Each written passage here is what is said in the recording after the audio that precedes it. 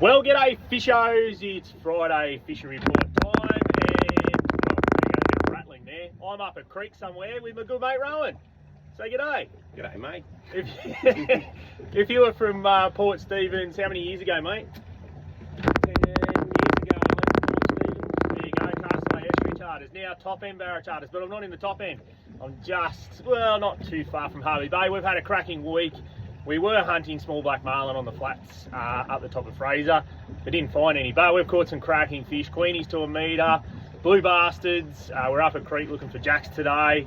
I'll be back in the shop on Monday. So good week away, good fishing. Just the weather's been a little bit iffy. But anyway, that's the way it goes. What's happening at Port Stephens? Very, very quick report today. In the bay, the longtails have been a little bit slower this week. Lots of mac tuna and bonito. So if you're keen on getting the spin rod out or the fly rod like I've been doing this week, you will find those fish in the bay. Plenty of good flatties. Heaps of reports of good flatties being sent. Heaps of pictures this week of some absolute cracking flatties. So get out flatty fishing. The top of the Tillagary's been fishing really well. Colesy sent me some photos of some really nice fish. I think the biggest was about 87 centimetres. So some good fish up there at the moment if you're keen on doing that. Same the Karua. Karua's fishing well. When we're backing off into these Nipa tides next week, I think the Deweys will fish really well, especially up around the bridges at Karua and then back down towards Soldiers Point. So if you're fishing further down the bay, I actually got sent a live video last night of a nice 90 centimetre lizard just caught down at Corlette. So some good flatties down that way, be worth a shot, Nelson Bay Beach, and also down towards obviously Shoal Bay. A few whiting starting to happen too, so it won't be far away. Those days are warming up. The surface lures will be be worth getting out for a few whiting. I know Pete got some really nice brim on the surface during the week as well. That's the bay in a nutshell. Don't forget the crab traps. So heading in the beaches and rocks, well, I think we've got a bit of a southerly happening on Sunday by the looks of it, but it'd be definitely worth fishing the beaches. There's getting a few whiting starting to turn up around towards the spit there, and some still some tailor and salmon around there as well. Samurai looks good at the moment as well. Some nice gutters down there. Be worth a shot for a Dewey with these smaller tides during the night as well.